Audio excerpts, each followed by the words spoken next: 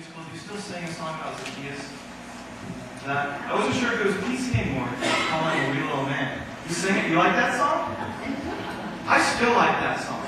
I thought about whistling it on my way up here.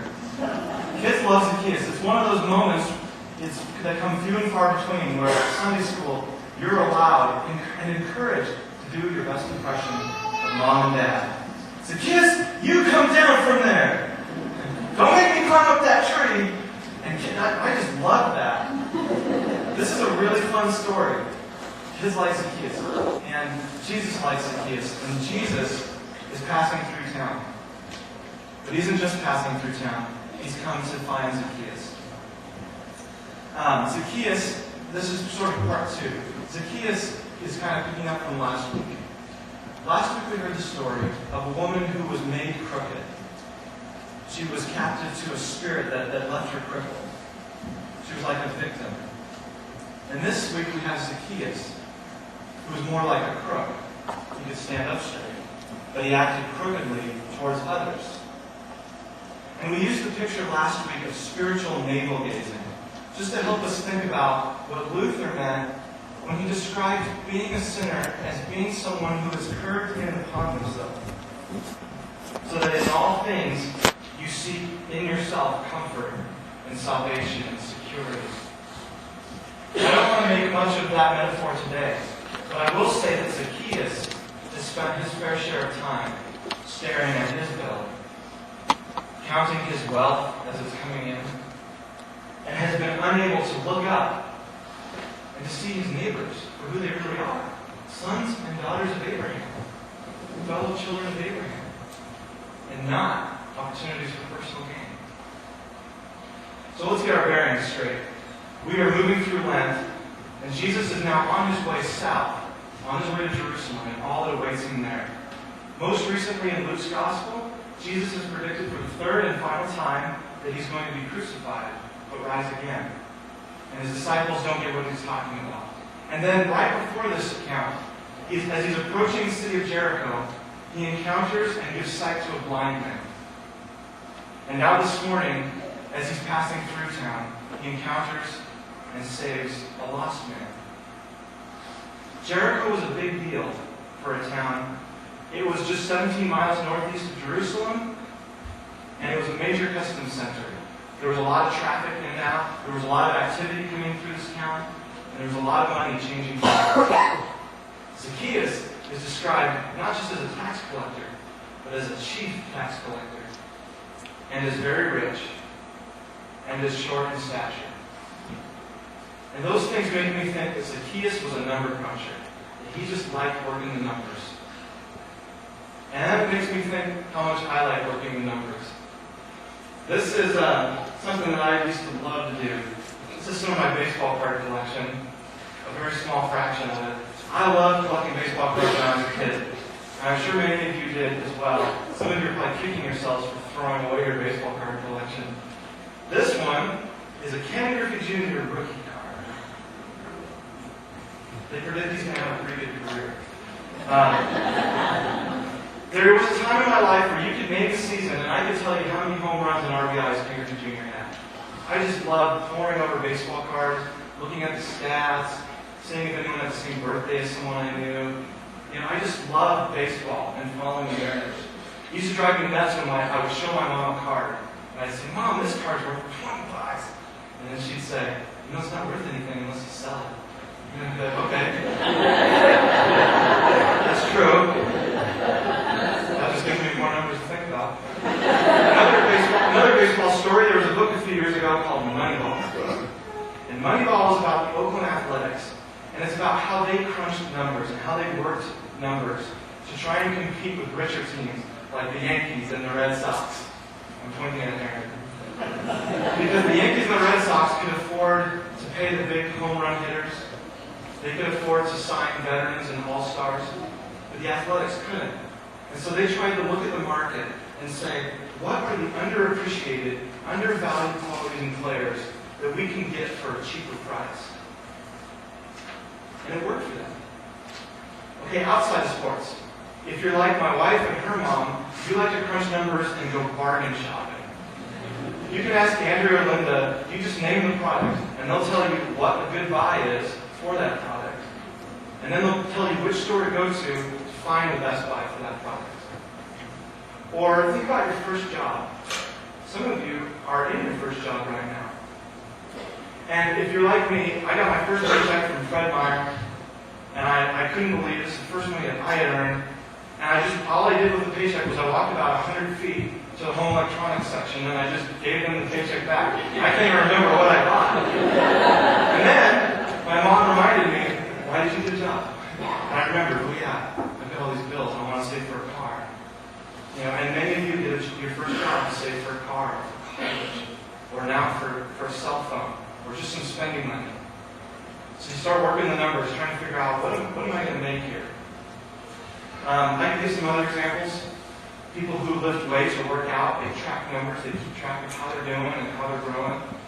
People tracking their investments in the stock market, crunching the numbers, trying to figure out what's the best way to sort of work with my money.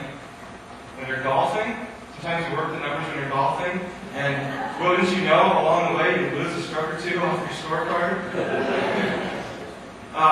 In the classroom, crunching numbers, trying to be a good student, trying to figure out, okay, if I get an 83 on this test, that means I'll keep my A for the class. And I want to suggest, not only do we like to crunch numbers, some more than others, but in light of today's story, we can say that we also crunch numbers with relationships.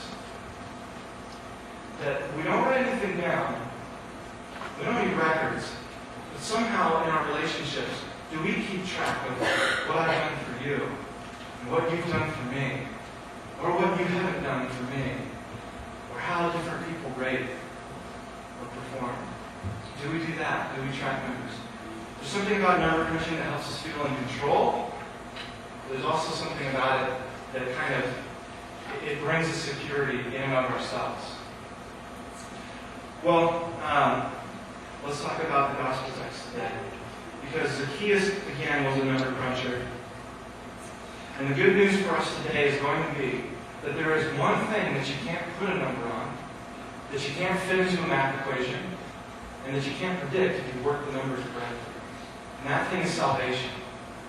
Because one day, you might be crunching numbers or sitting up in a tree, and salvation is going to come right before you and invite himself over for dinner. Things to say.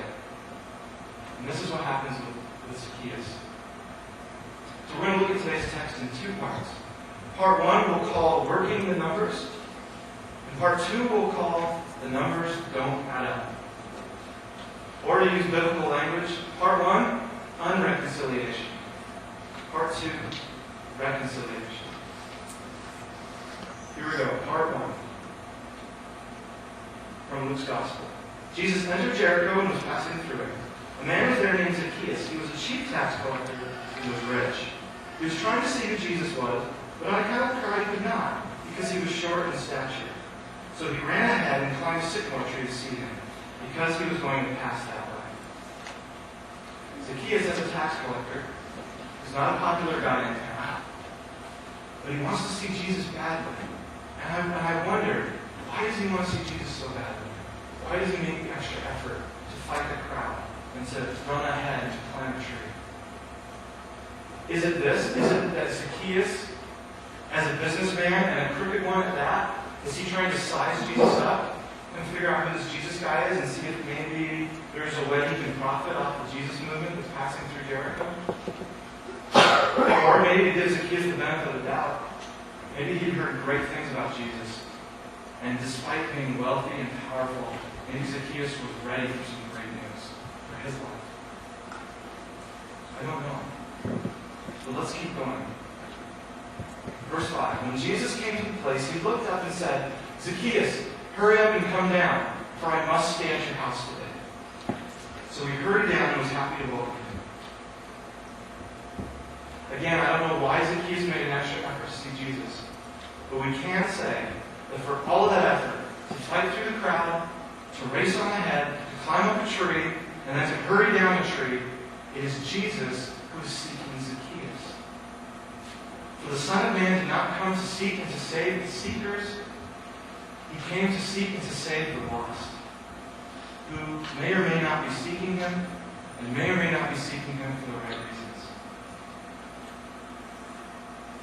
Verse 7, and all who saw it began to grumble.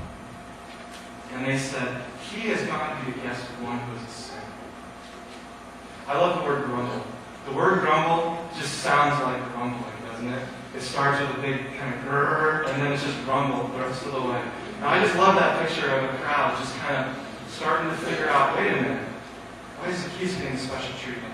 His whole life is a special treatment. This is an unreconciled town. This is a town without peace. As a tax man, Zacchaeus works the numbers, keeping control over people, swindling people left and right. As a town, the people work their own numbers. They have an equation that says, if you take a Jewish man like Zacchaeus, you add him to the Roman payroll, you make him a tax collector, then what you end up with is a traitor. And someone who is not worthy to be called the son of Abraham. We should just write him off as sinner. And finally, there's also grumbling against Jesus. Because Jesus forgot to check the score sheet and the numbers that would have clearly told him that Zacchaeus does not deserve his company. Are you a Zacchaeus? Are you a grumbler? Are you like me, and do you find your story on both sides? Well, here's part 2. Reconciliation. The numbers don't add up. Verse 8. Zacchaeus stood there and said to the Lord, look, half of my possessions, Lord, I will give to the poor. And if I defrauded anyone of anything, I will pay back 4 times as much. And then Jesus said to him, today salvation has come to this house, because he too is a son of Abraham. For the Son of Man came to seek out and to save the lost. You might recall last week, the woman was unnamed and yet given a name by Jesus, daughter of Abraham. And now this week, Zacchaeus gets back the name that the townspeople would have taken from him forever. A name that perhaps by his own actions he had thrown away. And Jesus says, he too is a son of Abraham. And when people get reconciled to God, they get reconciled to each other.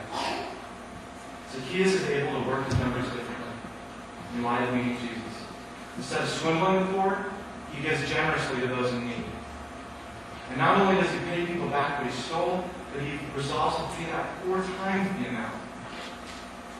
This kind of reconciliation or peace is the kind of thing that Paul wrote about in our second reading from 2 Corinthians 5. I just want to read a couple verses from that.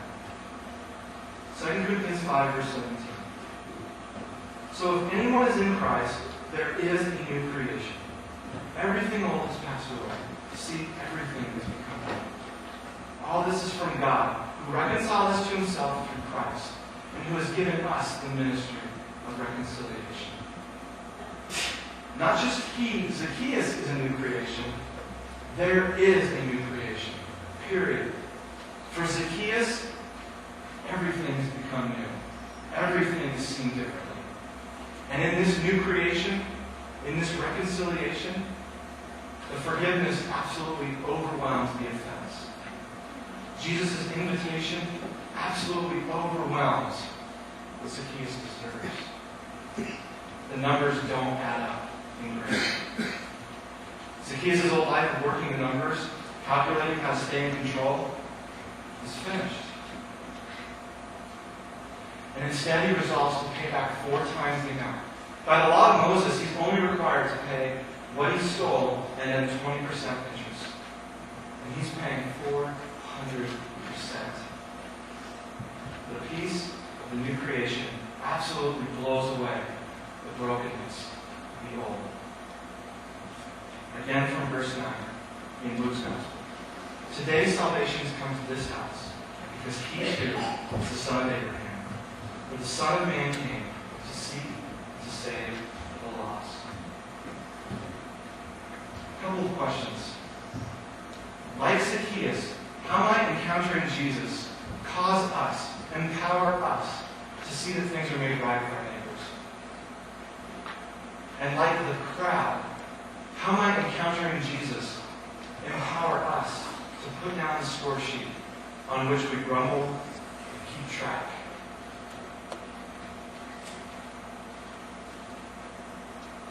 Salvation has come to Zacchaeus on this day. Zacchaeus needed to climb a tree in order to see Jesus. But the day is coming soon when Jesus will be lifted up on another tree. And all will be able to see him then. The day is coming soon when Jesus will climb up a hill. He will climb up onto a cross. But on the third day, he will also climb out of the grave.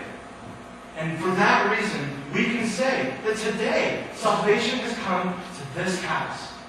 Because Jesus Christ is not just passing through Jericho, and he is not just passing through Eugene, Oregon.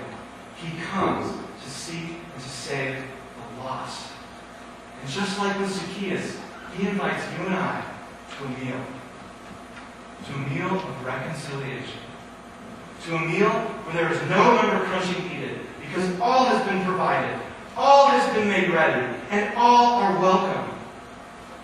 My friends, in God's grace, the numbers don't add up. When the gospel comes, you can toss the numbers out and come to the meal. Sons and daughters of Abraham, together, let's hurry out of the tree and come to this table. And let's receive Jesus Christ, the one who seeks and the one who saves.